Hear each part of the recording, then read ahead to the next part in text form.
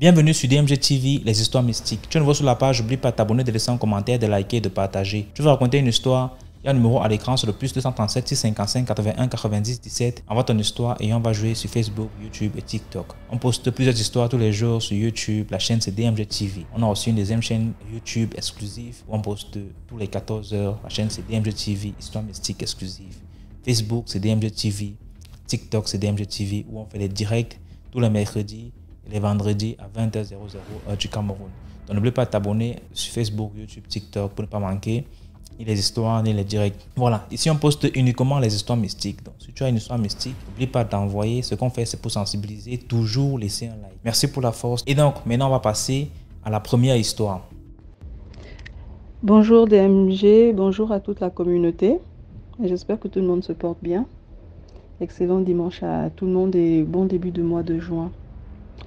Voilà DMG, je reviens avec une petite histoire rapidement. Je suis en train d'aller au travail. C'est l'histoire de mon oncle, disons un des cousins de maman, qui a fait la connaissance d'une femme. La femme en question était parce qu'elle est décédée, était la copine de maman.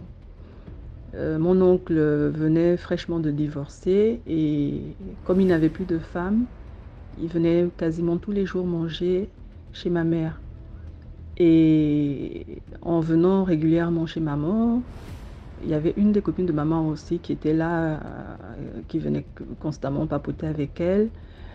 Il a remarqué, elle aussi, elle avait déjà capté mon oncle. Donc elle a demandé à maman comme ça de faire le bise, comme on dit chez nous ici là.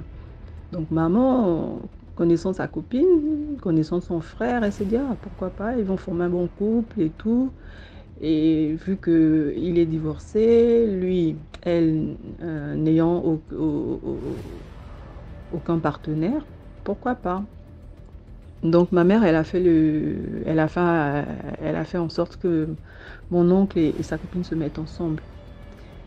Et quand ils se sont mis ensemble, les choses ont commencé à changer du côté de la copine de maman et du côté de mon oncle.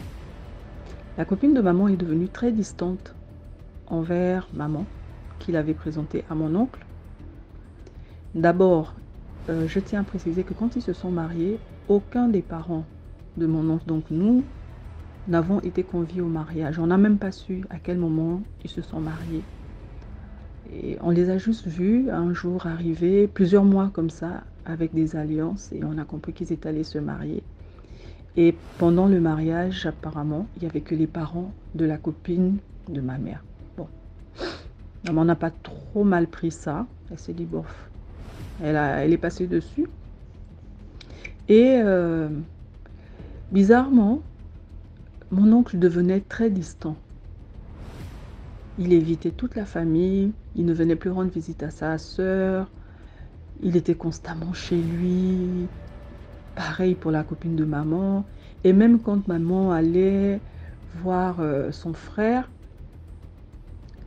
elle l'accueillait à la terrasse, elle disait ah non, elle lui dit non mais ton frère il dort, il veut pas être dérangé et tout ça. On trouvait ça bizarre. Bon. Nous, on n'a même pas pensé à des trucs mystiques au début. Mais c'est au fil des temps qu'on s'est rendu compte qu'il y a quelque chose quand même qui ne va pas. Mon oncle commençait à changer. Il a fané, il devenait bizarre, il reconnaissait à peine les gens. Et c'est après, on s'est dit, elle a dû lui faire, chez nous les filles on dit le tabre-ci. Elle a dû lui faire le tabre-ci de telle sorte qu'ils ne reconnaissent même plus ses parents. Malheureusement pour cette dame-là, mon oncle est tombé gravement malade. Et en tombant malade, c'est elle qui l'emmena à l'hôpital. Hein. Mais quand elle l'emmène à l'hôpital, elle sait qu'on ne va rien trouver du côté de la médecine moderne. Donc elle faisait semblant de s'inquiéter pour mon oncle, elle l'emmenait tout le temps à l'hôpital. C'était comme ça, à chaque fois il rechutait, il rechutait, il rechutait. Et comme mon oncle travaillait sur site, vous voyez les gens qui font les navettes entre... lui, il était en mer, entre la mer et... Voilà. Donc, il travaillait sur site. Un jour, en étant sur site, un de ses collègues le regarde et lui dit « Mais Anatole, tu ne vas pas bien. » Anatole, c'est un nom d'emprunt. « Tu ne vas pas bien, tu n'as pas l'air d'aller bien. Depuis un certain temps, tu as changé. tu es devenu tout bizarre, toi qui es souvent slimé, tu as le bidon qui sort. Et justement, mon oncle se plaignait, il dit, ouais, je ne comprends pas, pourtant je vais à l'hôpital, on fait les examens, on ne trouve rien. Son ami lui dit que, mais attends, essaye de regarder du côté de la médecine traditionnelle parce que là, tu n'es pas le même que je connais, il y a quelque chose qui a changé. Et effectivement, à chaque fois que mon oncle prévoyait de voyager, on ne sait pas par quel miracle, sa femme était au courant, elle empêchait. Elle faisait tout en fait pour annuler le voyage. Elle disait non, mais c'est rien. Les trucs des Noirs là, il faut pas croire et tout. Qu'est-ce qui te fait croire que c'est traditionnel? En tout cas, elle embrouillait. Mais plus elle embrouillait, plus lui aussi, il commençait à trouver ça bizarre. Mais pourquoi la dame là m'empêche d'aller consulter?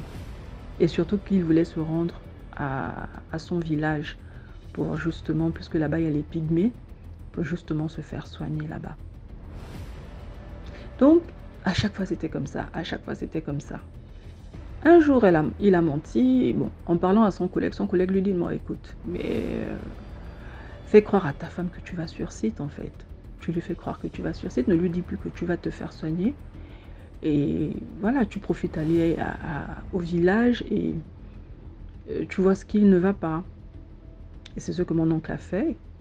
Il a effectivement menti à sa femme que je vais sur site et tout. On m'a appelé parce que mon remplaçant est tombé malade, donc il faut absolument que je monte. Ok, elle ne se doute de rien.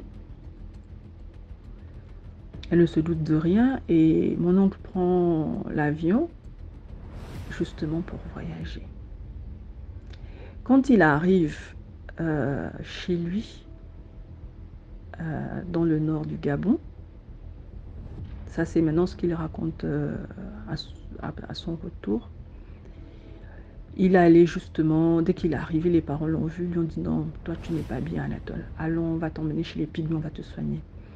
Les pygmées l'ont soigné, ils l'ont fait vomir les lames de rasoir, la chair humaine, il avait plein de trucs dans le ventre. En fait, sa femme le maraboutait. Sa femme le maraboutait et dans son maraboutage, elle avait fait même en sorte qu'il ne reconnaisse plus ses parents, qu'il n'ait plus envie de voir même ses propres enfants parce que, pour la petite précision aussi, même les enfants qu'il avait eus avant d'être avec cette dame, il ne voulait plus les voir chez lui. Il ne voulait plus verser de pension alimentaire. Il était devenu, mais vraiment bizarre avec tout le monde, même avec nous, ses nièces, il était devenu bizarre. Et donc, il est resté, je crois, 2 semaines à se faire soigner. Et pendant ces 2 semaines, ce que lui ne savait pas, c'est que quand on l'a libéré de tout ce qu'on lui avait fait manger, là, tout le maraboutage, sa femme, à la capitale économique, a pété un plomb. Elle est devenue folle. Un matin, elle a commencé à parler seule, à arracher ses cheveux, se déshabiller. Et on est venu appeler ma mère parce qu'on savait que c'était sa copine. On est venu appeler ma mère l'a emmenée à l'église. À l'église, on l'a enchaînée parce qu'elle était vraiment, mais vraiment incontrôlable. Et à l'église, on lui a dit, il faut que tu te confesses. Elle a dit, elle n'a rien à dire. Elle n'a pas de confession à faire. Elle ne se reproche de rien. Et l'homme de Dieu lui a dit, écoute, si tu ne te confesses pas, tu vas mourir. Parce que tu sais ce que tu as fait. Et c'est le retour là qui est en train de te prendre. Elle est restée dans sa position. Elle est restée enchaînée 2-3 jours à l'église, je pense. C'est ma mère qui l'assistait, en dépit de ce que son ami lui a fait, hein, parce que je vais vous dire qu'elles étaient devenues mais vraiment distantes, parce qu'elle n'arrivait plus à voir son frère. La copine ne voulait plus traîner avec elle sous prétexte qu'elle n'était plus mariée. Donc elle avait maintenant un nouveau cercle d'amis et tout ça. Vous-même, vous connaissez comment sont les Africaines quand elles arrivent à se marier. Elles oublient les anciennes copines, bref. Et je ne vais pas rentrer dans les détails pour ne pas... Voilà. Donc, Maman est restée avec elle. Et puis, ses parents, je crois les parents de ma tante, ont su que ça n'allait pas. Ils sont venus la chercher à l'église. Et quelques jours plus tard, elle est morte. Elle est morte, ils l'ont enterrée. Ils ont d'abord attendu que mon oncle arrive. Hein. Je vous promets, tout ça s'est passé en moins de 2 semaines. Et quand mon oncle est revenu après son traitement du village, il était devenu quelqu'un d'autre. C'est comme si, en fait, il n'avait jamais été marié à cette femme-là. Parce que quand on lui a dit que sa femme était décédée, pour lui, en fait, il n'a exprimé aucun remords. À la limite, il se posait même la question, mais c'est qui est décédé? Et on a compris, en fait, que la dame lui avait carrément fait un lavage de cerveau. Peut-être que même le mariage, il ne savait pas qu'il était marié avec cette dame. Et c'est triste parce que les enfants de cette dame se sont retrouvés, on va dire, quasiment à la rue. Il a récupéré ses premiers enfants parce que la chance, il n'a pas eu d'enfant avec elle. Il a récupéré ses premiers enfants à qui il a demandé pardon parce qu'il ne savait pas qu'il avait mal agi envers eux. Il est revenu vers sa famille. Il a rencontré une autre femme avec qui il s'est mis. Et il a continué sa vie tout simplement.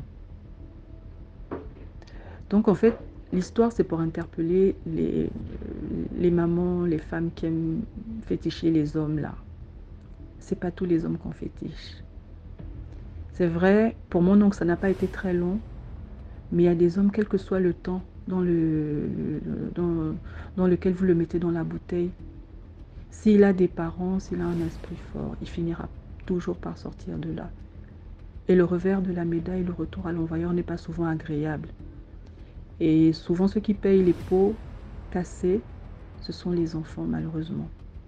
Donc, ce n'est pas tous les enfants qu'on attache. Et d'ailleurs, quand on le fait, pensez aussi à vos enfants. Surtout les femmes qui ont les hommes. Est-ce que vous aimeriez que votre belle-fille asservisse votre enfant? Posez-vous la question. Donc, c'était ma petite histoire pour aujourd'hui. J'ai fait de mon mieux pour avoir un accent gabonais, DMG, parce qu'apparemment, ça dérange. Voilà, à la prochaine. Merci de liker, de partager. Et je vous dis à très bientôt. Merci beaucoup pour l'histoire. Maintenant, on va passer à la deuxième histoire. Bonjour DMG. J'espère que tu vas bien. C'est encore moi. Moi du sud de Cameroun là-bas, moi du village de Betty, loin là-bas. Je suis venue te raconter une nouvelle histoire. On était encore parti au village un autre été parce que voilà, ces histoires, c'est vraiment sur une période d'au moins de 15 ans. Non, de 15-20 ans. En gros, pour ceux qui vont se dire que oui, mais depuis là, c'est toujours au village. Et je répète, l'amour du village m'a fait partir là-bas à chaque été. Même si j'ai failli y rester, comme vous le savez. Voilà. Mais quand j'ai découvert Dieu, petit à petit, franchement, j'y allais et je me préparais avant d'y aller. Donc, je vais te raconter une nouvelle histoire aujourd'hui. Donc, on avait encore pris la dernière séquence était arrivée. On avait pris les bulletins de fin de séquence. Direction le village, après San Milma. Ma cousine qui était sortie du mariage où on l'avait esclavagée spirituellement là-bas, qui habite à San Milma. Hop, on l'a mis dans la voiture, on est tous partis au village. On arrive au village, la première, la deuxième semaine, ça se passe toujours bien, comme vous savez. La troisième semaine alors, comment on appelle ça? On a fait une assise chez nous. Parce qu'au village, il y a souvent les réunions, on fait souvent les petites assises où on discute. Et c'était la réunion de l'Ekambongo. Ah, l'Ekambongo, c'est un camp de vacances bibliques, donc du mercredi au dimanche, je crois. Hein. Si ce n'est pas ça, corrigez-moi en commentaire, mes soeurs Betty ou mes frères Betty, Boulou, qui sont vers San Milma là-bas. Corrigez-moi si ce n'est pas ça. Et on fait l'assise, on décide des chansons qu'on va présenter, des chorégraphies, de qui va prêcher, voilà, qui va monter à la chaire, des trucs comme ça. Et du coup, on fait dans la réunion là avec le Katofoy, le pasteur qui était du village d'à côté. Voilà. Comme quoi, être pasteur, ça ne veut pas forcément dire que tu es du côté de Dieu. Et vous allez comprendre pourquoi. Donc, et je rappelle bien ceux qui ont écouté l'histoire, le pasteur en question, c'était le père de l'homme, du garçon qui avait esclavagé ma cousine spirituellement. Donc, elle était partie en mariage chez lui et je ne l'avais plus revue. À part la prière de 3 jours que j'avais fait là, qu'il avait délivré avec ma tante. C'est pour remettre le contexte. Donc, c'est son père. Et on fait cette réunion avec son père parce que c'est lui le représentant de notre paroisse. Parce que les Kambongo, le camp de vacances, c'est un camp de vacances, mais c'est aussi une compétition en fait. Et les représentants de chaque paroisse doivent être là le premier jour. Et ils doivent savoir, en fait, c'est lui qui co-dirige, c'est lui qui est responsable de nous en fait. Parce qu'on était encore des mineurs. Du coup, il était donc là. Et l'assise là, il devait être là. Voilà. Il devait être là. Il n'y avait pas ses fils. Voilà. Parce qu'en général, quand tu attrapes un sorcier, il a honte et il ne reviendra plus. Donc, depuis que cette histoire s'est passée, on n'a plus jamais revu son fils dans notre village. Donc, même quand on le revoit, c'est à distance. Bref, voilà. Du coup, l'assise a donc eu lieu à la maison, donc chez nous. C'était sur notre véranda. Déjà, quand ils sont arrivés, puisqu'il y avait ma cousine, moi, il y avait plein d'autres enfants, on était, je crois, 15. On a fait une énorme ronde. Donc, on était tous en cercle. Dans la cour, dans notre cour, en fait, dans la cour de mon grand-père. Voilà, devant la cour. Il est arrivé, il s'est assis. On a commencé à discuter. On a commencé le truc là à 17h. Et je vous assure que dans les villages petits, le soleil se couche rapidement, en fait. Donc, 19h nous a trouvés là. On a fait le feu au milieu du cercle. Tout se passait bien. DMG... À un moment, je ne sais pas, moi je me dis qu'il a attendu que le soleil se couche, je ne sais pas pourquoi. À un moment, je suis assise là, on est en train de discuter, je rigole et tout. Rien ne s'est passé. Subitement, c'est comme si mes capteurs se mettent en alerte. Mon corps commence d'abord à chauffer. Mon corps chauffe. Franchement, que mon corps chauffe. Mon corps commence à chauffer. Et je me dis, mais pourquoi en fait, je sens que je suis hyper chaude. Mais en fait, c'est vraiment quelqu'un... C'est vraiment quelqu'un qui connaît, tu vois. Quand tu chauffes anormalement, tu connais toi-même, en fait. Tu te dis que non, il y a quelque chose qui ne va pas. Et avec mon expérience, je me suis dit, Seigneur Jésus, j'ai seulement dans mon cœur, Seigneur Jésus, n'importe quoi qui va se passer là, montre-moi. Ouvre mes yeux, parce que avec tout ce que j'ai vécu, je commençais vraiment à connaître le Seigneur. Donc j'ai seulement dit, Seigneur Jésus, n'importe quoi qui va se passer, ouvre mes yeux et montre-moi. C'est la seule, parce que moi, à ce moment-là, je n'étais pas encore dans les intercessions, dans les déclarations, dans les charada. Je n'étais pas encore là. Moi, vraiment, je faisais des prières courtes et ça venait du fond du cœur.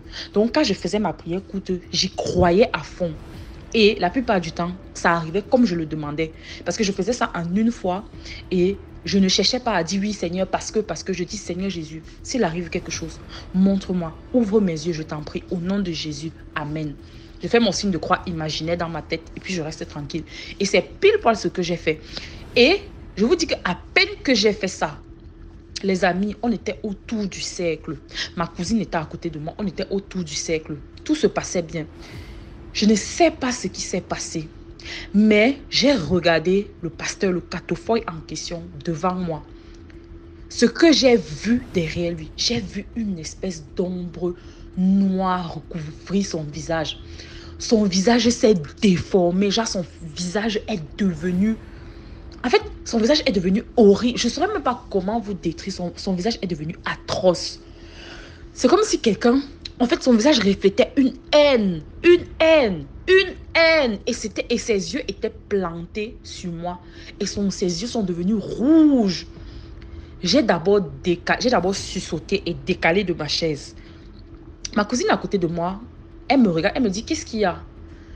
J'arrêtais pas de le fixer. Et quand j'ai tourné la tête vers ma cousine, quand je l'ai encore regardé, son visage est redevenu normal. Il me souriait.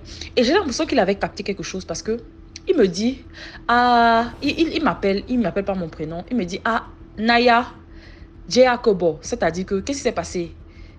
Est-ce que ça va? Je sais pas, j'ai trouvé sa question bizarre. Je lui ai dit que non, tout va bien et tout, nanana. Il sourit, il me dit, ok, il continue à parler. Je prends la main de ma cousine. Je me penche vers ma cousine. Je lui dis un truc à l'oreille. Je lui dis, maman, prie avec moi. Parce que ce que je viens de voir, sinon, il va nous arriver quelque chose. Le père, si... Moi, je lui ai dit ça. Je lui ai chuchoté ça. Je lui ai dit, le père, si... Et je pense qu'il m'en veut toujours pour ce qui s'est passé, les vacances passées. Voilà, il m'en veut toujours. Pris avec moi. Ma cousine me dit que ok. Et tout ça, tout ça, il nous fixait. Mais je n'en avais rien à faire. J'ai fini de dire ce que j'avais à dire à ma cousine. Elle m'a dit ok. Et je suppose, elle m'a dit plus tard que oui, elle a prié dans son cœur. Voilà. On était là, assis et tout. DMG, à un moment. Je ne sais pas si vous connaissez ce qu'on appelle un son. C'est qu'on te lance un truc spirituellement, mystiquement en fait. Comme tu vas lancer la maladie à quelqu'un, comme tu vas lancer le sida, tout ça. On appelle ça le son chez nous les bêtis. Je dis que DMG, il était assis comme ça. Mais le Seigneur m'a ouvert les yeux. Je dis, ceux qui voudront me croire, vont me croire. Ceux qui ne vont pas me croire, ne me croiront pas. Le Seigneur m'a ouvert les yeux. Je l'ai vu bander un arc. Je ne sais pas si je dois dire spirituellement, parce qu'il était assis, il discutait. Mais on ne voyait pas. Je l'ai vu bander un arc. Bander un arc.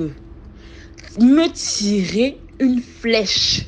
Je dis qu'il m'a tiré une flèche. Et il a pris. Et ce n'était pas que. Et la personne, et lui, spirituellement, il a reculé. Hein. Il a pris l'élan parce qu'on était en face à face du cercle. Et le cercle, ce n'était pas un grand cercle.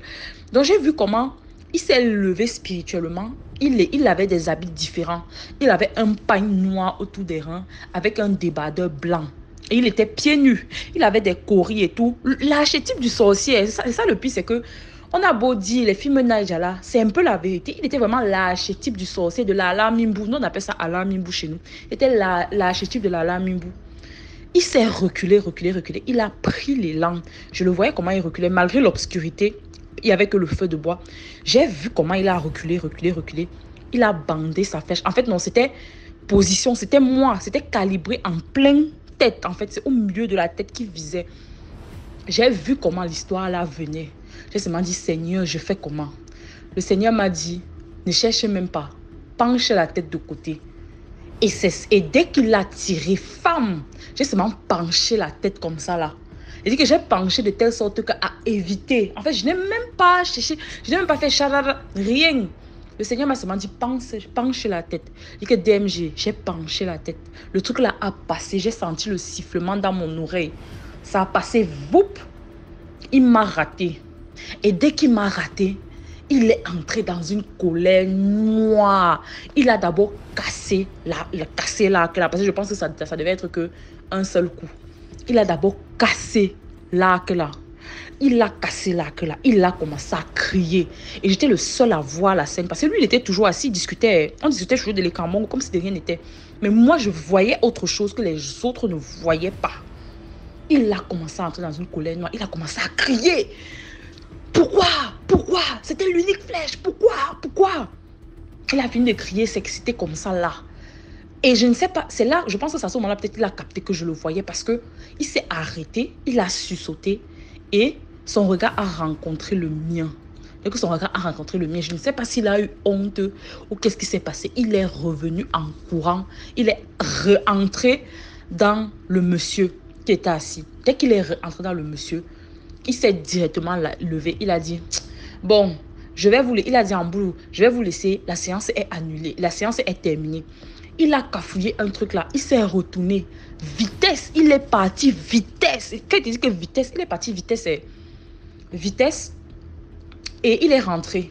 Et quand ça s'est donc terminé, j'ai expliqué à ma cousine, j'ai expliqué à ma tante, on a fait le débrief. Comme d'habitude, je vous ai expliqué. Donc, voilà la petite histoire que je voulais te raconter ce soir. Bon, à plus tard pour une prochaine histoire. Et puis, bye! Commentez, likez et partagez. Voilà. Merci beaucoup pour l'histoire. Maintenant, on va passer à la troisième histoire. Bonjour la famille, bonjour DMG, la team et toute l'équipe qui fait un super boulot. Beaucoup de soutien, vraiment beaucoup de soutien à tous les niveaux et qu'on continue, que Dieu puisse permettre à ce qu'on puisse se confier et que la génération future et tout le monde puisse vraiment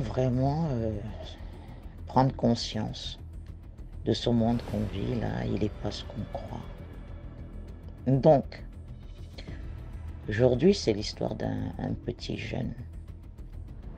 Ça ne date même pas de 6 ans déjà. Vous savez, quand on a un enfant, on est mère de tous les enfants. Et le gamin, il m'a ramené, mais vraiment les fils uniques, les enfants uniques là. Il te ramène, il souffre tellement d'être seul. Il te ramène, oh maman, t'as vu lui? Ouais, c'est mon frère, c'est la veine de ma veine, le sang de mon sang. Il te ramène un Tchétchène, il te ramène ceci, il te ramène cela. Voilà. Donc, tu fais les gâteaux vite fait, il te vide le frigo, hein. Tu profites et tout, tu es une maman zen et tout, ils parlent, ils sont à l'aise et tout, ils se confient. Ah, la daronne, ils se confient. Et toi, t'en profites comme les vieux de la vieille là. Nous, on a grandi en écoutant les ancêtres là et tout. Donc, je donne les conseils, je parle, je donne des conseils, je dis faites attention, on est dans une ville côtière, vous savez les enfants. Ah, nous on sait, on sait, on sait. Ah, vous êtes la génération, on sait. Même si vous prétendez savoir, par respect et écoutez souvent les anciens. Même un petit te parle, même un clochard, prends le temps, écoute. Donc, je passais le temps à donner, à raconter les petites histoires. Par respect, ils étaient là, ils rigolaient, ils prenaient ça à la rigolade. Ne vous inquiétez pas, hein.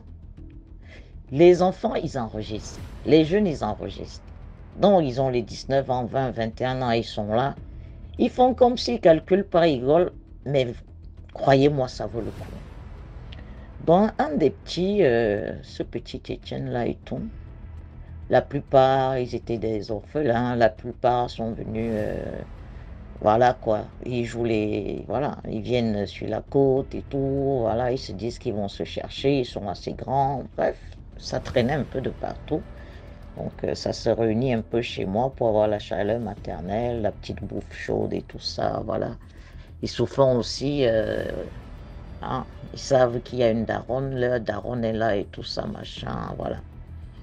Donc, le petit, un jour, il m'appelle. Ouais, maman, vous êtes à la maison? Oui, oui, oui, fiston, je suis à la maison. Ah, il faut que je vous voie de toute urgence. Ce qui m'est arrivé hier, je sais pas, peut-être qu'il va m'arriver encore pire. Bon, passe à la maison, je suis là. Le petit passe à la maison. Il est blanc comme neige. Il tremble, il regarde partout, il tremble. J'ai calme-toi, il fait jour, qu'est-ce qui t'est arrivé? Ah, la daronne, t'as vu comme c'est l'été là? Oui. Donc, hier, moi, j'ai vu un tonton et tout, il était assis à la fontaine, là, à la place de la fontaine. Oui. Et à cette heure-là, bon, par respect, c'était un Malien, je pense, ce monsieur. Nous, on sait que ce tonton, il nous dit souvent bonjour et il monte dans son immeuble, il ne ressort plus.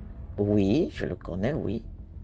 Et là, le dernier tram, minuit 30, 1 heure, je devais le prendre et je descends à la place et je monte chez moi. Et là, je le trouve assis sur la fontaine, il y avait des clochards et tout, et ça me paraît bizarre. Je dis, mais tonton, il dit, le monsieur lui dit, oui, il a perdu, il a pas perdu. Il a claqué la porte en laissant ses clés à l'intérieur. Il est obligé d'attendre le jour pour appeler un serrurier. Donc, le petit, par respect, il s'est assis à côté du tonton. Il dit, bon, je vais te tenir compagnie un peu, comme je suis jeune et tout. Et puis, pour pas que les clochards qui traînent dans le coin un peu bourrés, là, viennent te déranger. Comme ça, ils sauront que, bon, ils nous reconnaissent et tout, que personne t'emmerde et tout. Il dit, je suis resté avec le tonton, on a causé. Alors, vers 2h30, 3h du matin, il m'a dit, oh, mon enfant, tu peux déjà rentrer. Il dit, mais tonton, je suis désolé parce qu'il y a trop d'escaliers pour arriver chez moi. Il dit, non, je vais attendre le matin. C'est l'été, il fait chaud. Et puis, vous les jeunes, vous fumez vos trucs, je ne vais pas arriver là-bas, entrer dans ton petit désordre. Merci, mon fils, merci. Alors, le petit Tchétchène, il fait quoi? Il s'avance. Quand il prend la petite la route qui va chez lui, il sait qu'il n'en avait pas pour 15 minutes. Il se met à marcher. Et comme par hasard, il sent un genre de brise. Mais c'est l'été. Il fait chaud, tout le monde est... tout le monde a le torse dehors et tout. Il remet son polo. Il sent les frissons. Là, il se souvient que j'avais toujours dit, vous sortez le soir à une certaine heure. Si tu es seul, si vous êtes seul, même si vous êtes à deux, les routes sont vides. Marchez toujours au milieu de la route. Ne vous retournez pas. Si quelqu'un vous appelle, qu'il vienne à votre niveau. Vous regardez devant. Si ça ne va pas, vous êtes en train de fumer, non? Vous avez toujours les cigarettes, même si tu ne fumes pas. Tu sors une cigarette, tu allumes. Et tu gardes la même cadence. Tu ne cours pas. Tu appelles tes ancêtres ou quoi que ce soit. Ne cherche même pas à te retourner. Tu ne regardes ni à gauche ni à droite. Vous les garçons là, vous pensez être fort. Il y a un monde que vous ne connaissez pas. Là, il s'est souvenu de tout ce que je disais pendant qu'il passait le temps à rigoler. Le gars s'est redressé. Il sentait une présence. Et de chaque côté de la route, les voitures étaient garées. Il était au milieu. Ça faisait sens, tous les deux sens circulaient. Et c'était une petite... cette route-là, c'était vraiment une route pavillonnaire.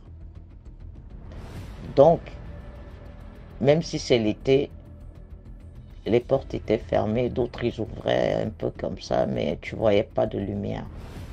Il n'y avait que des lampadaires et des arbres, tous des deux côtés de la route. Il serre ses nerfs, il se met à marcher au milieu de la route. Parce que quand tu viens, tu marches au milieu de la route, tu as le temps de scanner des deux côtés de la route. Même si les voitures sont là, tu as le temps de voir quelqu'un venir. Si quelqu'un balade son chien, tu as le temps de le voir. Donc, il n'y a pas de surprise, en fait. Il n'y a pas de surprise.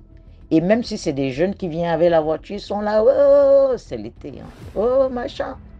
Tu sais, tu te mets de côté, tu check, machin, ils sont contents, la vodka, bon. Là, tu es seul, peu importe. Si ça klaxonne, tant mieux. Tu vois venir devant toi. Donc, le mec, il se dit, voilà, la daronne nous a dit ceci. Je sens quelque chose qui va m'arriver. Et ce n'est pas normal. Ce n'est pas normal. Je leur ai dit, même si vous croyez pas en Dieu, appelez des anges, appelez n'importe quoi. Priez, faites même... je demandais même pardon pour vos petites bêtises, mais vraiment appelez la lumière divine. Et vous continuez comme ça jusqu'à chez vous. Sans se retourner, vous fermez, vous arrivez chez vous, vous fermez les portes, sans vous retourner les jeunes. Si ça vient en face de vous, vous continuez tout droit, mais vous regardez personne dans les yeux. Qu'importe le cri, qu'importe le machin, ne bougez pas, gardez la cadence. Voilà le petit jeune qui se retrouve dans cette situation. Il se dit, wow, il fallait que ça tombe sur moi. Donc quand la daronne parlait, on aurait dit qu'elle avait su que quelque chose de pareil devait m'arriver. Avec la chair de poule, il se dit, je suis costaud, il faut que je marche bien comme ça, qu'on sente que je n'ai peur de rien, que je suis un bonhomme. Il voit déjà 3 corbeaux sur la route. Il ne dit rien. Il se dit, ah, ça c'est déjà de mauvais augure.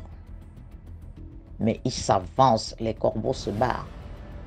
Au moment où les corbeaux s'envolent, il sent comme si un drap, voilà, c'est comme si un drap comme ça, voilà, vroom, qui se mettait derrière lui et tout. Il se dit, ma fin est arrivée. Il continue sur la même cadence. Il ne ralentit pas. Il n'accélère pas. C'est le bon Dieu et lui. Quand il a senti cette espèce de gros vent ou des ailes ou quoi qui était derrière lui, vous savez, comme ça, au coin de l'œil, comme ça, là, tu vois, il voit une silhouette noire, courbée, de la tête aux pieds qui vient derrière. Ah, mon fils, je peux faire la route avec vous? J'ai peur. À cette heure-ci, et la voix était rauque. La voix était rauque, comme une vieille de la vieille. Il voit que la dame, tu sais, tu retournes pas ta tête. La dame était à un pas derrière lui. La dame ne l'a pas traversé. La dame n'est pas arrivée à son niveau. Mais vraiment un pas, hein, en respectant un minimum de... Voilà. Et quand il a dit oui, elle a dit oui, je peux marcher avec vous, j'ai peur. Le petit a dit, il n'y a pas de problème, madame. Vous allez où, mon fils, vous allez où, et tout ça. Elle avait une voix, je ne sais pas. Et le petit lui dit, je ne suis pas loin, je suis presque arrivé. Madame, mon entrée est là devant. La dame avait ce que les femmes voilées ont, pas comme ça, mais vraiment tout le visage était voilé. Avec des gants. Il a su comment qu'elle avait des gants. Et puis il y a quelque chose de bizarre. Il entendait le bruit de ses pas. Il a dit, mais une vieille comme ça ne peut pas mettre des sabots, des talons. Bien sûr, c'est l'été. Mais les vieilles musulmanes là, surtout couvrir le visage comme ça, juste avec des trous comme ça là. C'est des chaussures plates et tout, machin. En plus, elle est vieille. C'est quoi ce bruit de talons là? Il avait la chair de poule. Il est resté fort. Il était gelé. Mais il entendait la voix de la daronne qui disait, « Regarde pas derrière. Marchez devant. Ne vous retournez pas. » Et il se disait, « J'espère qu'elle ne va pas me toucher. J'espère qu'elle ne va pas me toucher. » Et la femme ne fait que lui dire, tu es un homme, mon fils, hein? Tu es un homme, hein? Oui, madame, je suis un homme. Ah, c'est bien ça comme tu es un homme. C'est bien. Tu sais, avec vraiment une voix. Et qu'est-ce qu'elle fait? Elle lui tend un petit sachet là, le petit, comme ça. En avançant sa main, la main était gantée. Elle est derrière, à côté, mais elle passe la main comme ça. Tu connais ça, mon fils? Tu connais ça? Et le petit, il regarde. Il voit une vieille capote. Il dit, oui, tout le monde connaît ça. Ah, donc tu es un homme. Tu es un homme. Mais madame, je suis un homme. Alors, qu'est-ce qu'on fait avec ça? Mais madame, c'est les gens utilisent ça pour... Si vous avez ça, vous savez ce qu'on fait avec. Ah, c'est bon. Alors, avant que tu n'arrives chez toi, là, hein? Tu veux pas te retourner un peu, là, entre les deux voitures, là, et tout? Dis, mais madame, vous êtes vieille. Il n'y a pas d'âge pour ça, hein? C'est pour ça que je suis là la nuit, hein? Vous me manquez de respect, petit. Et commence à s'énerver comme ça, la voix commence à monter. Le petit reste calme. Il garde le même timbre de voix. Il est gelé.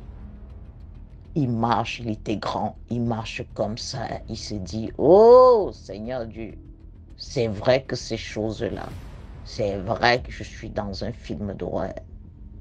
Est-ce que c'est la faucheuse? Elle va pas me sortir un truc? C'est pas une chauve-souris, c'est quoi ce truc? La dame lui dit, oui, je t'ai vu venir, hein. Je savais qu'il faut être courageux, hein. Et tu étais brave comme ça, j'ai dit que c'est celui qu'il me faut, hein. Je dis que je ne veux pas vous manquer de respect, madame. Alors, fais ce que les hommes font avec. Non, madame, je ne peux pas le faire. Donc tu n'es pas un homme. Donc tu n'es pas un homme.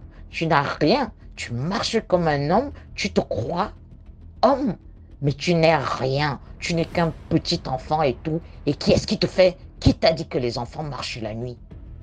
Qui t'a dit que les enfants marchent la nuit? Et que, madame, je suis un homme.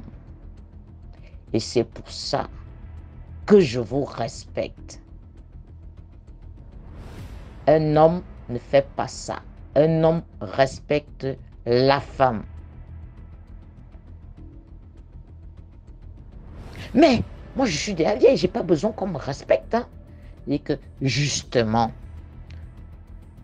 vous êtes plus vieille que ma mère et je n'oserais pas vous toucher. Dieu m'est témoin, je ne peux pas vous toucher. Quand il a dit cette phrase, la femme faisait... Il a juste dit, voici mon entrée.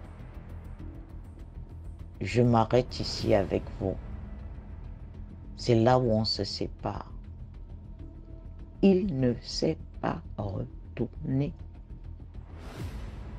Pendant qu'il prend l'entrée, il entend comme un vent qui souffle sur les arbres et tout ça là.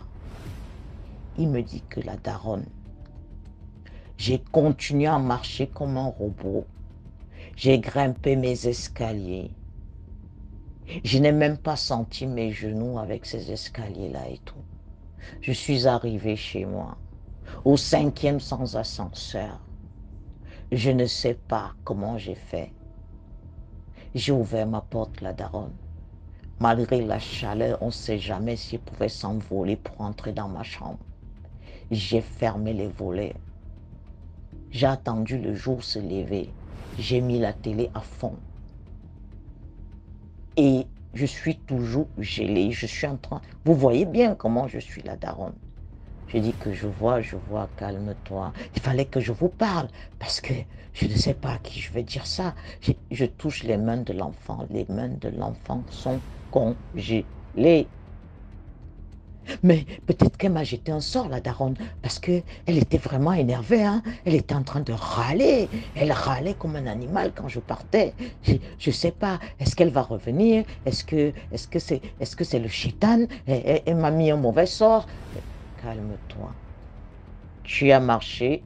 Oui, je me suis souvenu des paroles à la daronne. Hein? Ah oui, hein? Moi, j'ai marché, j'étais là, je disais, oui, la daronne, elle a dit, oui, il ne faut pas se retourner, oui, ah, vraiment, j'ai bien fait, hein, la daronne. Je dis, oui, tu as bien fait.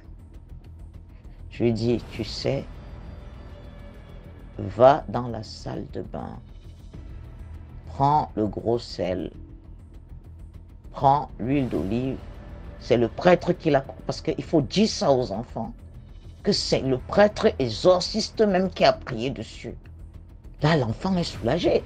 Parce que quand l'enfant vient vers toi, l'enfant sait que tu ne peux qu'avoir une solution. Je lui dis, va, tu verses le sel dans le bain, tu verses l'huile dans le bain, tu pries et tu enlèves, tu laves tout jusqu'à ta tête et tout ça. Le gel, c'est pas grave. Il y a les gels là-bas que ton frère, voilà. Tu te laves et tout ça, tu enlèves la poisse et tout. Et quand tu finis tout ça, tu reprends l'eau tiède, tu remets un peu de sel dessus, un peu d'huile d'onction et tu bois ça. Ah oui, la daronne? Oui. Comme ça, tu es lavé de l'extérieur, de l'intérieur. Et tu fais comme les ablutions, hein? La bouche, tout, le nez, tout. Voilà. Et voilà comment le petit, quand il est sorti de la salle de bain, Ah, le poids était déjà quitté sur lui. J'ai dit que maman, vraiment, je pensais que j'allais mourir et tout. Je lui ai dit non, t'inquiète pas, tu as bien réagi. Hein? Et puis Dieu ne peut pas laisser qu'on touche à ses enfants. Vous êtes encore jeune, vous êtes innocent, même si vous croyez la vodka par-ci, par-là, ça c'est rien. Les jeunes passent par là. Fais-toi un sandwich et prends une canette, tu peux déjà aller voir tes amis et tout. 1 heure plus tard, il est sorti de là, mais il était content. Hein? Il était soulagé. Soulagé. Quelle est la vieille normale qui porte le voile noir sur le visage avec les gants couverts de partout et le bruit des talons? D'où elle sortait d'où? Elle n'était pas derrière une voiture cachée. Il allait voir en venant de derrière comme ça déjà dès le début. Parce qu'il y avait les lampadaires, c'était l'été.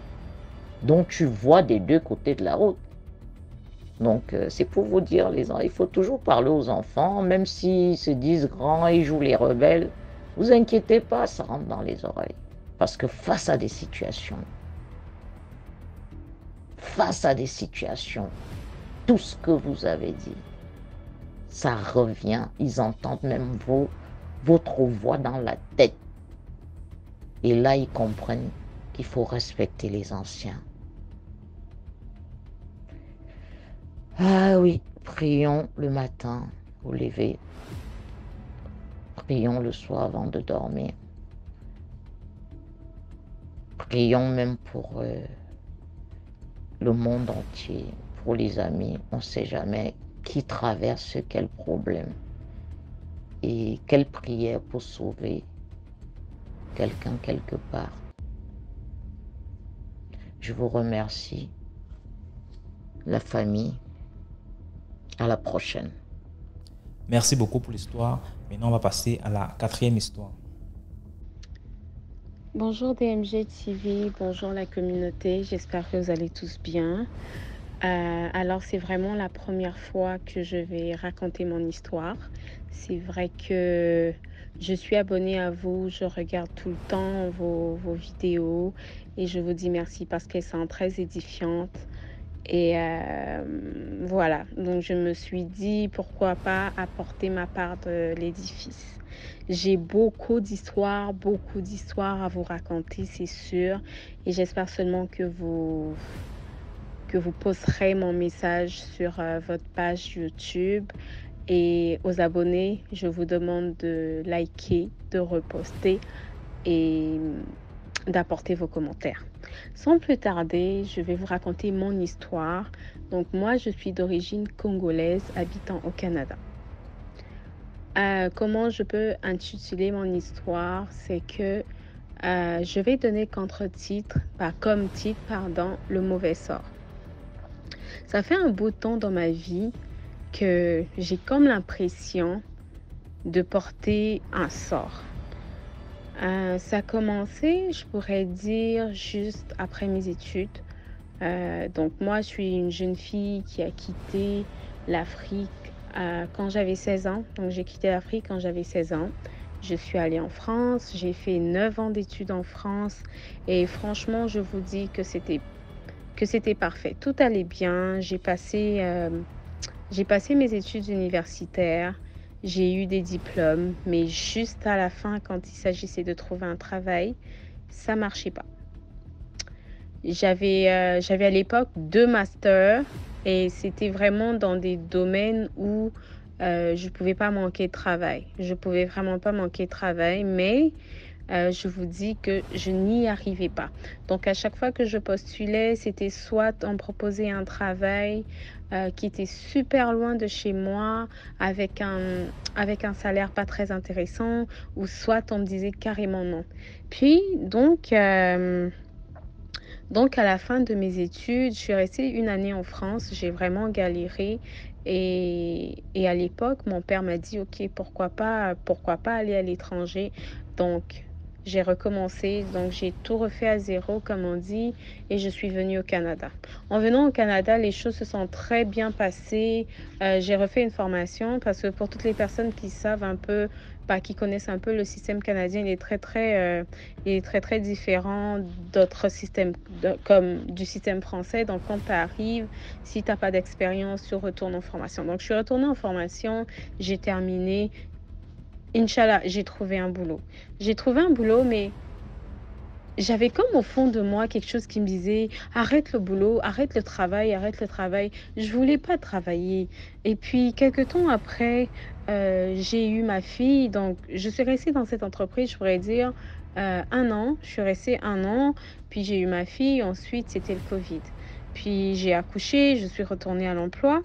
Et dès que je suis retournée à l'emploi, je suis restée 3 mois dans le premier emploi, s'il faut dire, après l'accouchement de ma fille. Je suis restée 3 mois. Après 3 mois, sans faire de faute DMG, je me suis fait virer. Je me suis fait virer sans cause. Il n'y avait vraiment pas de cause. Juste du jour au lendemain, les ressources humaines m'appellent. Ils me disent « Ok, madame, vous arrêtez aujourd'hui. » Bon, à l'époque, je me suis dit ok, ils n'étaient pas peut-être intéressés à mon profil. Et la deuxième fois, c'est pareil. Je change d'entreprise, c'est le même coup. 2 mois après, et ce que je trouvais bizarre la deuxième fois que ça s'est passé, c'est que on m'a renvoyé de mon emploi à la même date que la première, donc au même jour, si je peux dire. Je pense que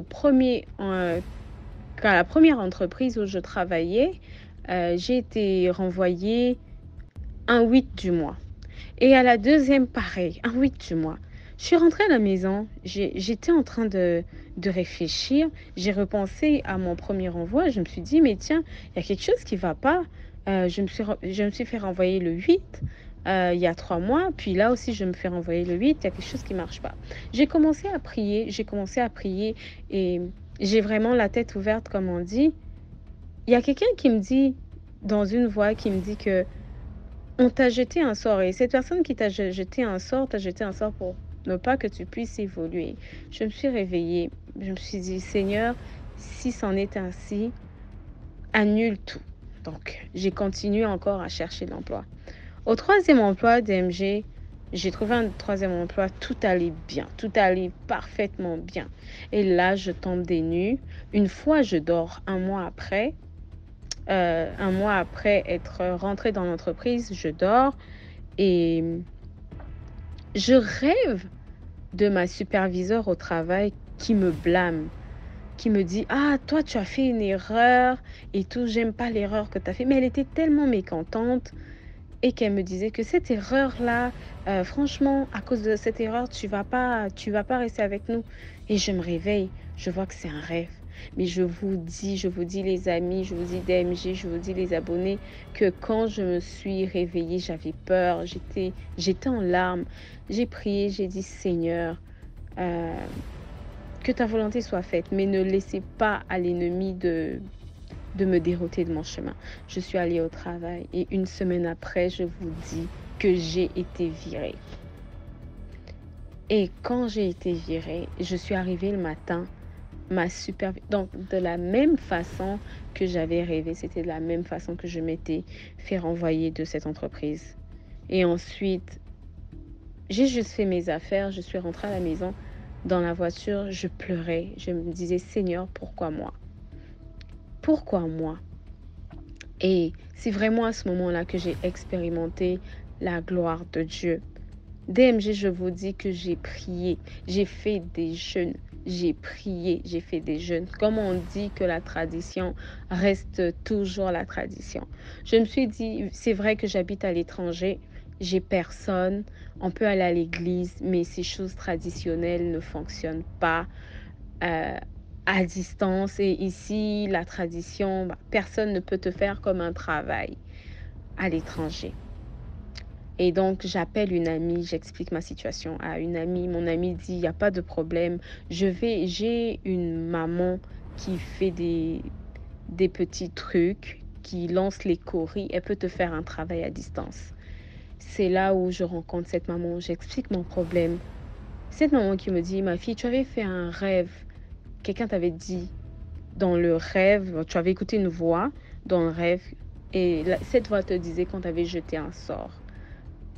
Et oui, on t'avait jeté un sort parce que les gens de ta famille ne voulaient pas que tu évolues, que tu avances. C'est à cause de ça que au niveau du travail, ils t'avaient jeté un sort pour ne pas que tu avances dans tes projets, pour ne pas que tu avances dans ta vie tout court. Parce que quand tu n'as pas de travail dans cette vie et que tu n'as pas de mari, c'est très compliqué.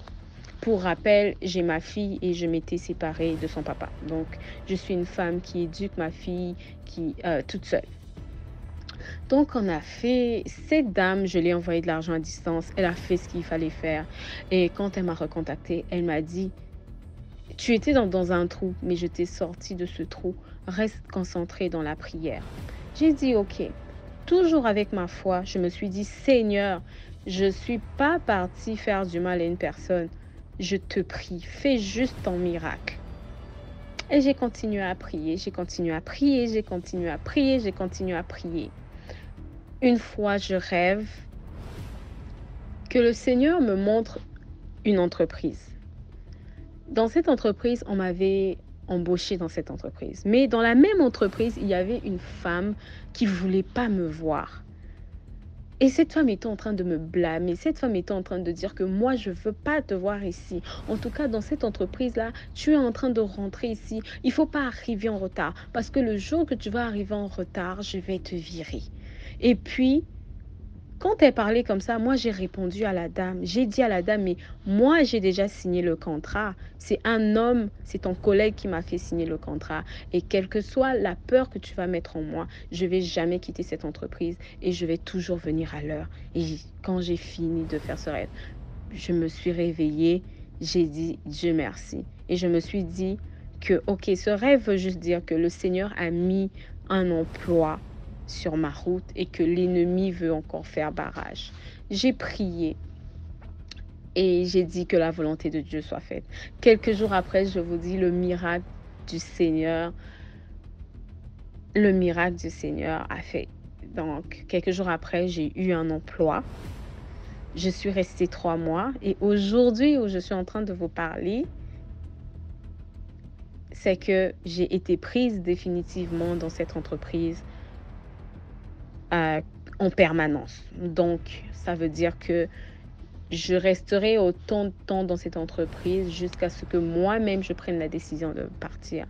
Donc, la moralité dans l'histoire, c'est que quel que soit ce que vous êtes en train de traverser, même si l'ennemi vous a jeté un sort, dites-vous toujours que la voix de l'Éternel, c'est la voix qui définit tout, c'est la voix qui donne toutes les directions, c'est la voix qui donne la décision finale sur nos vies. Donc, si l'ennemi t'a jeté un sort ou si l'ennemi t'a condamné quelque part, mais si tu as foi en Dieu et si tu as foi en ce que tu peux faire en plus comme tradition, garde cette foi-là et dis-toi que le temps de Dieu n'est pas encore arrivé et que l'Éternel a déjà tout annulé. Donc, c'était ça mon histoire, c'était ça mon témoignage. J'espère que ça édifiera tout le monde. Et je te dis encore merci DMG. C'est ma première histoire, j'ai beaucoup d'histoires. J'espère seulement que mon histoire sera publiée. Sinon, c'est pas grave, je raconterai assez d'histoires pour qu'elles puissent être publiées en retour. Je ne sais pas quelle heure il est chez vous, mais ici au Canada, il est 13h aujourd'hui. Je vous fais de gros bisous à tout le monde et merci DMG. À bientôt, bye. Merci beaucoup pour l'histoire. Maintenant, on passe à la 5e histoire. Bonjour DMG. Bonjour à toute la famille, à toute la team, à tout le monde. Alors aujourd'hui, je vais vous parler d'une expérience que j'ai vécue de monde parallèle.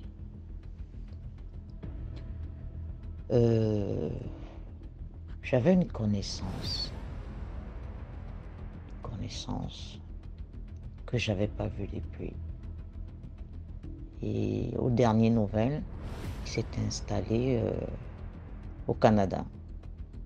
Aux dernières nouvelles, hein. Les dernières nouvelles de lui, je sais pas, 10 ans, 12 ans, je sais pas. J'avais perdu la notion du temps. Un jour, mon téléphone sonne.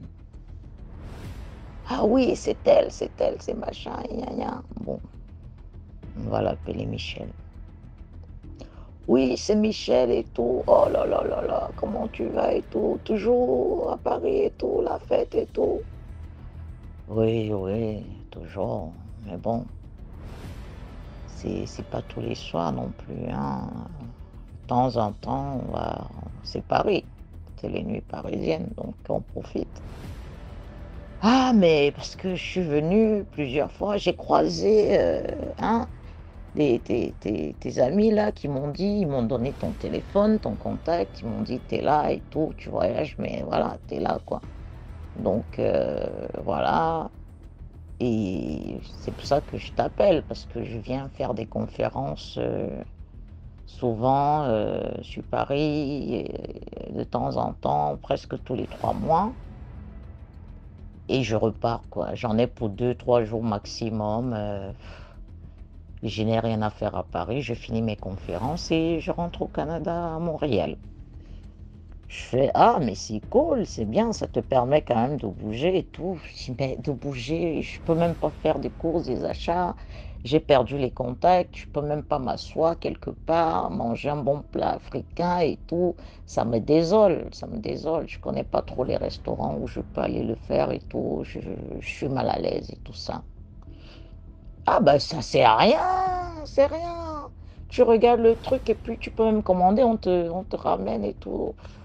Ah, tu sais, bon, écoute, bon, la prochaine fois, je serai sur Paris et puis tu nous trouves un bon restaurant et tout, et on refait le passé et tout ça, on rigole un peu, on se prend des nouvelles, voilà, la veille de mon départ, comme ça au moins, ben moi je finis tard, hein, donc ça dérange pas. Non, non, non, ça dérange pas, c'est des restaurants qui ouvrent. Voilà, minuit, 1 heure, c'est bon, quoi. C'est, voilà, des bons restaurants africains, tu manges ce que tu veux, du bon lait, machin, ta, ta, ta. Voilà, ah, ça fait longtemps, mon Dieu, ça fait longtemps. Vraiment, ce sera avec plaisir. Ok. Quelque temps après, Michel me rappelle, il me dit oui, je suis arrivé avant-hier, j'ai fini ce que j'avais à faire et tout. Et ça, c'est mon dernier jour parce que je pars tôt demain et tout ça, tu sais, le Canada, c'est pas la porte à côté. Et voilà quoi, je n'ai que ce soir, cette soirée pour essayer de manger un bon plat africain et tout, et qu'on discute un peu pour rigoler, parce que toi, tu as toujours des bonnes histoires à rigoler et tout machin. Ah, mais c'est bien, bon, bah, qu'est-ce qu'on fait? On se retrouve au restaurant et tout. Bah, bon, moi je sais pas, hein, je sais pas comment. Bon, écoute, à telle heure, à 23 h, 22 h 30, 23 h, passe à mon hôtel. Comme ça, je descends et on y va. On prend un taxi, on y va. Je te fais confiance, hein. On y va et puis j'ai le temps de rentrer même à 1 h 30, 2 h du matin, on aura fini et puis voilà quoi, le taxi te dépose et je rentre à mon hôtel. Vraiment, vraiment fais ça pour moi, c'est très important pour moi et j'ai tellement de choses à te dire et tout ça. Tu sais, il y a des opportunités au Canada et tout machin, tu peux faire la ligne, on peut faire beaucoup d'affaires et tout. Ah oui, je sais, je sais. Ah, il faut qu'on en discute, il faut qu'on en discute, mais pas au téléphone. Tu dis, ah ben c'est cool, tu as eu le temps de bien. Oui, c'est mon terrain là-bas et tout. Oh là là là là là là. Je fais, ok, à ce soir. Et quelque chose me dit, ma chère, voilà quelqu'un, c'est pas que il y avait, non, non, non, c'est vraiment la bonne franquette comme ça, mais bon, en vérité, je connais même pas les profondeurs, l'histoire, bon, ça fait quand même longtemps. Puisque, en plus, je lui disais, mais qui est-ce qui t'a donné mon numéro de téléphone? Il dit, oh, écoute, hein, dès que tu croises, c'est facile à trouver, hein. parce qu'on m'a dit tout le temps, tu changeais de numéro, tu allais tout le temps au bled et tout ça. Donc voilà, pour une fois que j'ai pu avoir ton numéro, qu'il est passé, j'ai essayé par hasard. Hein. Mais c'est qui t'a donné mon numéro de téléphone? Mais non, c'est pas important. Ok, bon, à ce soir. J'appelle une amie. Elle connaît bien les restaurants africains, qu'est-ce qui est bien, qu'est-ce qui est classe, ou voilà quoi. On peut avoir tout sans trop de bavardage, voilà. Où on peut vraiment causer tranquille et puis, vaut mieux avoir quelqu'un avec soi. Il faut prendre ses précautions, il faut écouter son sixième sens. Alors, j'appelle la fille, je lui dis écoute. Je lui dis, écoute, j'ai un ami de longue date, j'ai perdu de vue. Il m'a appelé aujourd'hui, il me dit qu'il faut qu'on fasse un dîner, qu'on se voie et que machin. Ah ben c'est super, moi je vais me taper la bouffe gratuite. Hein. J'ai dit, bon, justement, quel est le restaurant qui peut vraiment, hein, où il n'y a pas trop de bavardage, voilà, où on peut discuter bien. Ah ben tiens, il y a l'autre qui vient d'ouvrir là, Je dis, ok. On va y aller. On prend un taxi. On arrive à cet hôtel. Le taxi attend. Il était censé juste descendre et on partait. On arrive à la réception. Je demande à ce qu'on appelle. Il était censé avoir laissé le mot, ouais, j'attends la visite, appelez-moi dès que ça arrive et tout, machin. J'arrive à la réception, je demande le monsieur. Le réceptionniste dit qu'il n'a pas ce nom-là sur... J'ai dit, mais c'est monsieur tel, chambre tel, il est comme ça. Il n'a pas laissé de mots? Non, il n'y a personne de ce nom ici. Je dis, mais c'est une rigolade ou quoi? Écoutez, moi j'ai un taxi qui attend, hein, le compteur tourne, alors... Vous êtes sûr, tel hôtel, c'est l'adresse, c'est machin. Et est-ce que vous pouvez, je dis, c'est la chambre tant. Mais dit que mes numéros de chambre, vous savez, c'est par étage. Je n'ai pas ce numéro de chambre de suite dans mon hôtel. J'ai dit, mais c'est la blague ou quoi? J'appelle le monsieur sur son téléphone. Je lui dis, écoute Michel, moi, je ne sais pas ce qui se passe. Hein. Mon taxi il est en train de tourner. Hein. Je suis à la réception de ton hôtel. C'est l'hôtel tac. Bah oui. Je dis, mais le réceptionniste, il dit que, voilà quoi, il n'a pas ce numéro de chambre. Et Michel me répond, mais il est con ou quoi, ce réceptionniste? Hein? Et puis les gens comprennent, on va embaucher comme ça, ils n'ont pas l'expérience et tout ça.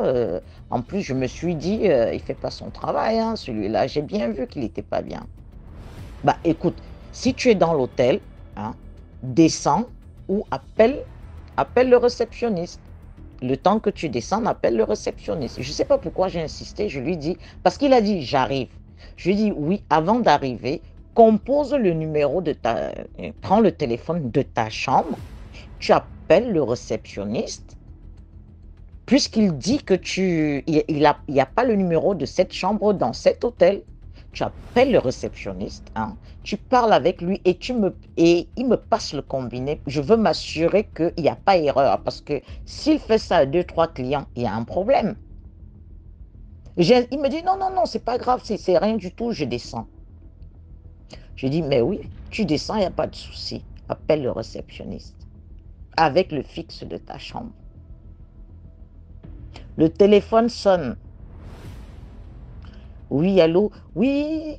Et le réceptionniste dit, oui, c'est le monsieur. Je dis, mettez le haut-parleur. Oui, monsieur, c'est monsieur Michel et tout. Oui. Mais monsieur, vous avez donné les mauvaises informations. L'information n'est pas bonne parce que la dame ici me parle de tel numéro de chambre que moi, je n'ai pas dans mon hôtel. Hein? Et je n'ai pas enregistré son nom sur... il n'y a pas votre nom sur le carnet, il n'y a aucune chambre avec ce nom-là. Hein. Déjà, le numéro de cette chambre-là n'existe pas dans mon hôtel et il n'y a pas votre nom. Il dit, mais je suis arrivé, je vous ai vu, je vous ai bien dit que j'attendais des gens et tout ça, machin. J'ai quand même fait 2 jours chez vous et chaque fois que j'arrive, je descends chez vous. Il se met à menacer le réceptionniste. Le réceptionniste lui dit, monsieur, je vous dis, vous n'êtes pas enregistré dans cet hôtel.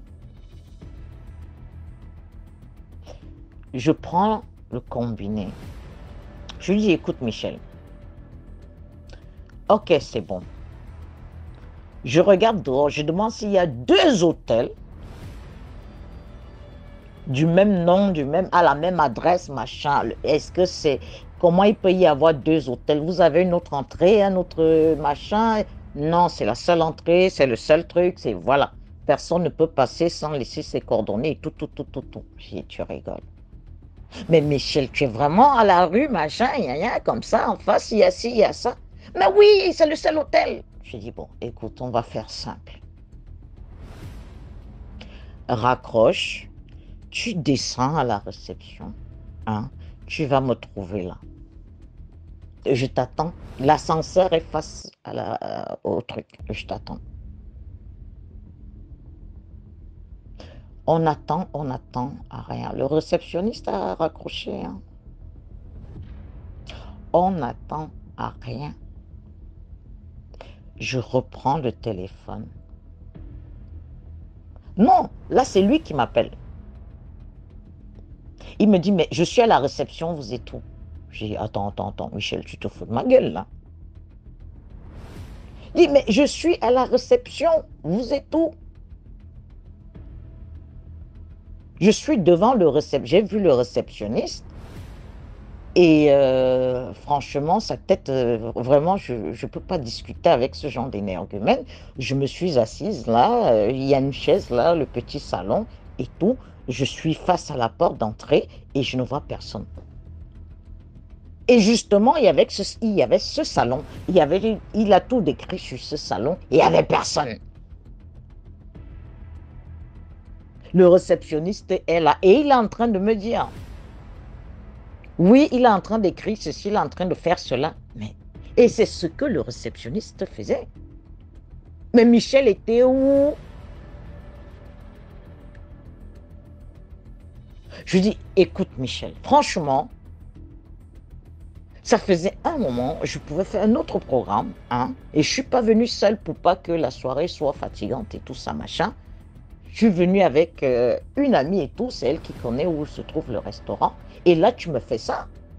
Je ne sais pas à quoi tu joues, mais qu'est-ce qu'il y a? Il y a 2 hôtels, il y a 2 mondes, Qu'est-ce que tu me racontes? Je dis, mais je t'ai dit que j'étais à cet hôtel. Il n'y a que dans cet hôtel que je descends, parce que où je fais mes conférences, c'est pas loin. L'hôtel, c'est quoi l'adresse? Il répète. Je fais, écoute, ça c'est une histoire de fou. Ça c'est une histoire de fou. Je ne sais pas dans quel monde tu es. Je ne sais pas dans quel monde je suis. On a le même réceptionniste. On est dans le même hôtel.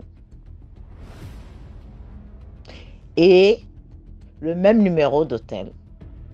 Si tu ne me vois pas et que moi je ne te vois pas, il y a un problème. Mon compteur est en train de tourner. Je suis désolée. Je vais devoir partir. Mais je ne sais pas la prochaine fois qu'on doit encore se voir. Mais je ne sais pas ce qu'on va faire. Moi, je vais aller au restaurant et je vous retrouve là-bas. Écoute, Michel. Là, c'est mort. Là, j'ai même pas envie de manger. J'ai pas envie de... Hein? La prochaine fois, tu vas m'appeler bien quand tu es à Montréal et tout. Tu m'expliques ce truc parce que c'est bon, quoi. Moi, on ne me l'a fait pas 2 fois. Je ne sais pas ce qui se passe, mais quelqu'un doit avoir raison. Qui a raison? Mais ce que je sais, c'est que là, je sais rien. S'il te plaît, c'est bon. On était déjà à minuit. Et c'est bon, le taxi, hein? C'est pas du chocolat, hein? Moi, j'ai raccroché. Hein. La fille à côté de moi, elle m'a dit, mais toi, t'as que des histoires bizarres. J'ai dit, mais ce n'est pas de ma faute. Et ma vie, c'est comme ça hein, depuis que je suis née. Et pourtant, je suis simple. Elle me dit, mais c'est quoi ce délire? Je dis, s'il te plaît, non, parlons. Attends. On entre dans le taxi, on verra ça. Nous sommes entrés dans le taxi, il nous a laissés dans les grandes rues là-bas. Et il fallait boire quelque chose. Hein. Il fallait vraiment boire quelque chose. Je me suis dit, si mon téléphone ose encore sonner, je change de puce. Je n'ai plus jamais eu l'appel. Je n'ai jamais eu quelqu'un qui m'a dit, j'avais croisé Michel, j'ai donné ton contact. Jamais. Je n'ai plus jamais parlé de lui. Je ne sais même pas si je le revois, quelle tête il aura. La première et la dernière fois où le mec était décédé, où deux mondes se sont croisés dans le même hôtel, je ne sais pas. Je ne veux même pas savoir. Vraiment les amis de longue date qui disparaissent et qui veulent vous voir comme ça, là, comme ça, vite fait, mais vraiment trop gentil, trop sympa. Méfiez-vous. Hein. Et n'allez jamais seul dans ce genre de rendez-vous. Que ce soit dans un palace. N'y allez jamais seul. Parce que le palace peut disparaître avec vous-même à l'intérieur. Eh ouais. Le palace peut disparaître avec vous. Sur ce, je vous souhaite une bonne soirée. Au revoir. Merci beaucoup pour l'histoire. Maintenant, on passe à la 6e histoire. Bonsoir DMBM TV. J'espère que tu vas bien. En tout cas, Frangin, je ne t'ai pas oublié. C'est vrai que ça fait un moment que je n'ai pas envoyé mes histoires. Mais t'inquiète, je suis toujours connecté et je continue de liker la page et de partager. Donc j'invite massivement la communauté à participer. Voilà, parce que c'est l'édification de tous en fait. Donc voilà, ça sauve des vies. On écoute bel et bien des témoignages. Et c'est une bonne chose. Ça prouve que c'est un bon concept. Alors ce soir, je vais raconter... Bonsoir. Ce soir, je vais raconter une histoire. C'est un ami qui l'a vécu. Et à cette époque-là, j'étais en province avec lui. Et donc, je suis au Gabon. Et l'histoire que je raconte s'est passée dans l'une des provinces du Gabon, précisément dans le Haut-Togoy. Donc, le frangin, il aimait tirer sur tout ce qui bouge. Quand il dit tirer sur ce qui bouge, là, ça veut dire que la petite, si elle a seulement les faisceaux, si les seins ne sont pas sortis. En fait, c'était un petit bouchon, en fait. C'était un petit bouchon. Et c'est comme ça qu'il était tombé sur sa voisine. Bon, la voisine en question, c'était quand même quelqu'un de mature, quelqu'un d'assez grand qui réfléchit. Et voilà, il a convoité la voisine et tout. La voisine a succombé à son charme. Voilà, c'est ça qui prend la petite, il l'amène chez lui. En allant chez lui, il veut passer à l'acte. Bon, en tout cas, il était déjà dans le processus. Vous voyez ce que je veux dire. Mais il se rend compte que pendant qu'il est dans le processus, je n'ai pas besoin de citer les trucs, il se rend compte qu'il y a quelque chose qui ne va pas. Vous savez, quand Dieu nous a créés, en fait, nos organes là se reconnaissent en fait. Quand tu prends la banane, tu manges la banane, tu sais que tu es en train de manger la banane. Mais malheureusement, pendant qu'il était en train de manger sa banane, il s'est rendu compte qu'il y avait quelque chose qui n'allait pas. Et c'est comme ça que le gars a interrompu l'action. Quand il interrompt l'action, il pose la question à sa partenaire, mais qu'est-ce qui se passe? Il y a quelque chose qui ne va pas là. Elle dit, je ne vois pas de quoi tu parles. Il dit, toi-même tu sais de ce que je suis en train de parler. Il dit, j'ai connu beaucoup de personnes, beaucoup de filles, mais ce qui se passe là, je n'ai jamais vu ça. Dis-moi la vérité, qu'est-ce qui se passe? Alors c'est comme ça qu'elle lâche l'affaire, puisqu'il a insisté. Elle dit, oh non, voilà, effectivement ce que tu constates là, c'est vraiment ça. Parce que quand il a retiré sa banane, il y avait quelques gouttes de sang qui étaient au sol. Et c'est comme ça qu'elle lâche l'affaire. Elle dit, en pleurant maintenant, elle dit, oh, voilà, faut pas suivre. mes copines m'ont invité quelque part. Voilà, en leur suivant, je suis parti et on est rentré dans une grande maison, vraiment chic et tout ça. Je les ai vus, il y avait, on appelle ça comment? Il y avait, vous voyez, quand vous arrivez à un endroit, il y a les endroits où on lave les mains et tout. Mais là-bas, en fait, l'endroit où vous avez lavé les mains, là, c'était vraiment bizarre, en fait. C'était vraiment bizarre. Je sais pas si c'est, en tout cas, c'était pas ordinaire. Elle a vu les deux copines laver les mains. Elles ont lavé les mains, sans pourtant se dire à celle qui est derrière que non. Ici, quand la raison pour laquelle, elle n'a pas donné une raison valable pourquoi il lavait les mains. Donc, elle a seulement suivi les autres ont lavé les mains et tout. Donc, en faisant le geste là, elle est rentrée dans une secte sans qu'elle ne le sache. Donc, quand elle rentre dans la maison là-bas, c'était maintenant quota. C'est comme ça qu'on explique là-bas que oh non, les deux copines ne l'ont pas dit. Hein. Donc, quand elle rentre comme ça, elle découvre maintenant la réunion, elle découvre les choses qui se sont déroulées là-bas, des choses horribles. Et c'est comme ça qu'on l'a initiée. Donc, en l'initiant, elle avait pour objectif de recueillir les spermes de tous ses partenaires. Et parce que lorsque mon élément là était en train de faire entrer sa banane, il s'est rendu compte que quand il a mis le préservatif, elle s'est énervée.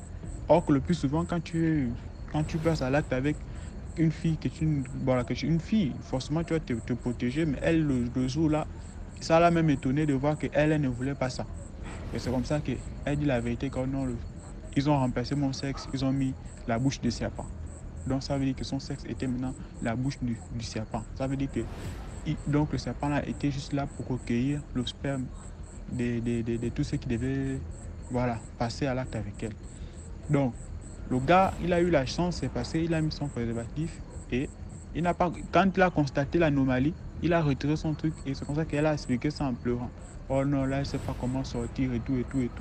En fait, moi, je raconte cette histoire-là, c'est pour, on appelle ça comment, pour sensibiliser mes frangins et sensibiliser aussi les frangines. Pour vous dire que la vie que nous vivons là, faites vraiment attention avec nos relations. Les relations, il faut vraiment faire attention. Tu vois des copines du jour au lendemain, je ne sais pas, les anomalies, pose-toi quand même des questions. Elle est partie, elle a lavé seulement les mains, juste les mains. Quand elle a lavé ses mains-là, c'était le pas qu'elle est en train de signer. Parce que nos empreintes que vous voyez là, ce sont des codes génétiques. Ce sont des codes génétiques. Donc, c'est un peu ça l'histoire. Et Dieu merci, il n'est pas allé jusqu'au bout. Il n'est pas allé. Qui sait, peut-être même que le préservatif pouvait même se percer devant. Ce qui est sûr. Parce que quand elle expliquait ça là, parce qu'elle disait même que non, tu as même la chance, c'est parce que je t'aime bien. Mais normalement, toi aussi tu devais faire partie des gars là, machin, qui devaient passer à l'abattoir. Donc c'est un peu ça. Donc, la moralité de l'histoire, j'ai donné ma part, mais c'est à vous aussi de voir. Donc DMG TV, merci davantage pour l'œuvre que tu fais. Et je vois que voilà, il y a encore plus de sagesse depuis jour en jour. Parce que quand j'ai commencé à suivre le DMG TV, au début c'était bizarre.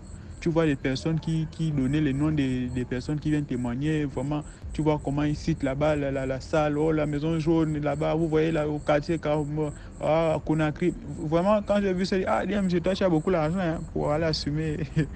Voilà, assumer par exemple au tribunal les accusations comme ça là. Donc j'ai béni Dieu parce que tu as fait à soi le concept et tu as donné des limites et voilà, c'est vraiment ça.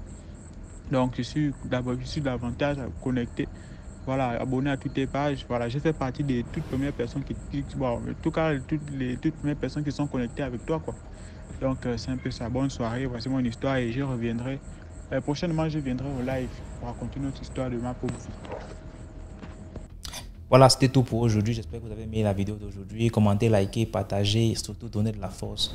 Partagez dans tous les groupes WhatsApp, tous les groupes Telegram, Facebook et ainsi de suite. On se reprend demain à 12h00 pour 6 autres histoires mystiques. Ciao, bye bye, portez-vous bien.